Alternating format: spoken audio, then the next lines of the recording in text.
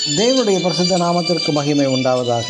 இன்று நாம் தியானத்துக்கு எடுத்துக்கொள்ள இருக்கிறதான வேத வசனம் 1 யோவான் 2 அதிகாரம் 15 வசனம். உலகத்திலும் உலகத்தில் உள்ளவைகளிலும் அன்பு கூறாதிருங்கள். ஆமேன். அப்போஸ்தலனாகிய யோவானின் ஒரு எச்சரிப்பின் வார்த்தை தான் இந்த வசனம். நாம் இந்த பூமியில் வாழும்போது எதில் அன்பு கூற வேண்டும், எதில் அன்பு கூறக்கூடாது, எது பாவமாக கருதப்படுகிறது, அதாவது நமக்கு நலமாக தோன்றுவது முடிவில் பாவமாக முடிந்து விடுகிறது. சிலர் சினிமா படங்கள் மற்றும் பாடல்களுக்கு முக்கியத்துவம் தருகிறார்கள். சிலர் ஃபுட்பால், சிலர் கிரிக்கெட் விளையாட்டை ரசிப்பதில் நேரம் செலவழிப்பார்கள். இது போன்ற கேளிக்கை விளையாட்டுகள் மூலம் நன்மையும் ஏற்படலாம், தீமையும் ஏற்படலாம்.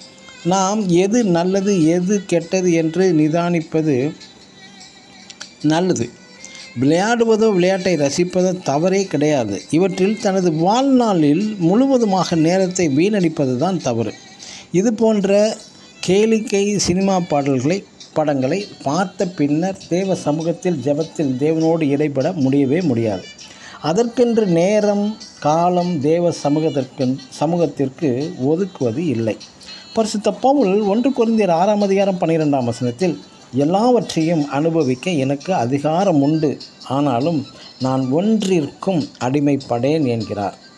அநேகர் தங்கள் கஷ்டப்பட்டு சம்பாதித்த பணத்தை பார்த்து எப்படியெல்லாம் பட்ஜெட் போட்டு கேர்ஃபுல்லாக செலவழிக்கிறார்கள். ஆசைப்பட்டு கேளிக்கை மாதுவிற்கு வீணாய் செய்யாமல் பார்த்து கொள்கிறார்கள். அதேபோல் தேவன் நமக்கு தந்ததான காலத்தையும் நேரத்தையும் வீணாய் செலவழிக்காமல் மிகவும் பயனுள்ள நேரமாக காலத்தையும் நேரத்தையும் உபயோகப்படுத்த வேண்டும். இவை யாவற்றுக்கும் ஒரு நாள் கணக்கு ஒப்புவிக்க வேண்டிய வேலை வரும். எனக்கு அன்பான தேவனுடைய பிள்ளைகளே, TV, cinema, cricket, football, tennis இது போன்ற கேளிக்கைகளில் நேரத்தையும் வீணடிக்க வேண்டாம்.